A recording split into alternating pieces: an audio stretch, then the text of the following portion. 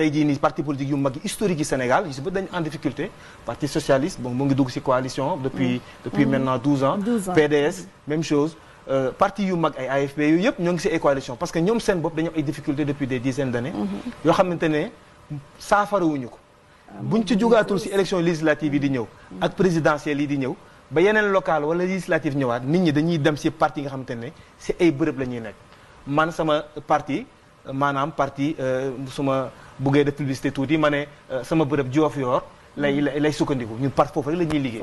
soxla bi beneen candidat Lamine ñu jarul ñuy gis naa ni yaa ngi raame en réalité. non mais tudd Kaolack tudd Diofior. lan ngay moytoo est-ce que par exemple leader. bu am parti. am base. Ziguinchor pour ne pas le nommer. Est-ce que c'est un problème. par exemple comme cas bi nga xam ni c'est présent. te def naa ni yaa ngi koy moytu rek ci wax ji. mais le fait que Ousmane Sonko. am base boo xam ne Ziguinchor la. mu di nekk maire de Ziguinchor. est-ce que c'est un problème pour le pays wala ci échiquier politique bi. non pas forcément li ma yaakaar sax mooy. au contraire force la sax maanaam parti politique wala leader politique dafa war a am base. base c'est ça base. waaw donc Ousmane Sonko am base à Ziguinchor. wala mu am ko à Kolda wala à Saint-Louis loolu lu baax la. président Macky Sall am base politique am feneen loolu tamit lu baax la leader dafa am base politique. li ñu war a moytu mooy ñu comme ni nga ko waxee sànq ñu fexe ba bërëb bu nekk am sa parti wala say yenn parti yoo xamante ne foofu ngeen nekk parce que loolu bu amee équilibre rek lu baax la ci réew. waaye risque bi moom mooy bu déborder rek. mooy juri façon régionalisation façon nationalisme boo xam ne baaxul ci réew suñu réew yi antanagul loolu. suñuy réew dafa laaj consolidation. parce que yàggul. consolidation boobu nag parti politique yi dañ ci am cër bu rëy. mais malheureusement daf ci bëri ñoo xamante ne ci sama gis-gis ci li ñu mën a liiragum amaguñu perception boobu. jot naka la ñuy moytoo féetale bi moomee ci xeet ci maa dëkk fii maa moom fii. samay mbokk. ba ci sax dañu ko gis ci mujjanteel gi ci événement épisode yu dramatique yi fi am. ci xeet. féetewoo li nga xam ne moom moo fi nekk. waaw li ma bëgg a wax rapidement mooy ne base affective moom daf fi mës a am. ñëpp xam nañ ne Robert Sagna pendant longtemps. Ziguinchor Casamance mooy base affective am comme Djiboka dans le Jolof et cetera et ça n'a jamais posé un problème.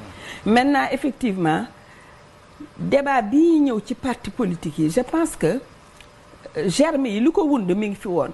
ça fait longtemps qu'on s'achemine vers le communautarisme léegi à partir de sonnerie téléphone. xam nga nit ki fan la bokk. xam nga ndax murit la. xam nga ndax tijaan la xam nga ndax catholique la wala musulman la yooyu am fi woon. soo duggee ci benn bureau même dans l'administration tu peux voir 3 photos de guides religieux différents. dans un même bureau ku nekk sa ginnaaw ordinateur. c'est des formes on ne le dit pas mais c'est des formes quand même. d'identification qui peut facilement mener au communautarisme. donc je pense que loolu débat boobu yàgg na toog. mais xëy na spécificité Sénégal la ci. oui mais tant que c'est vécu sans que mu touché li ñu bokk ñun ñëpp. mooy bokk nekk sénégalais. di wuyoo sénégalais bokk suuf bu ñu dëkk. bu njariñu dëkk bi yëpp soxal ñëpp. amul problème waaw mais léegi bu fekkee tamit nag et c'est ça qui est dramatique ñun ñëpp d'accord nañ ko. dëkk yi fi am problème ethnique problème de communautarisme très souvent et ça c'est les hommes politiques ça c'est le cas de l'Afrique centrale par exemple les hommes politiques très souvent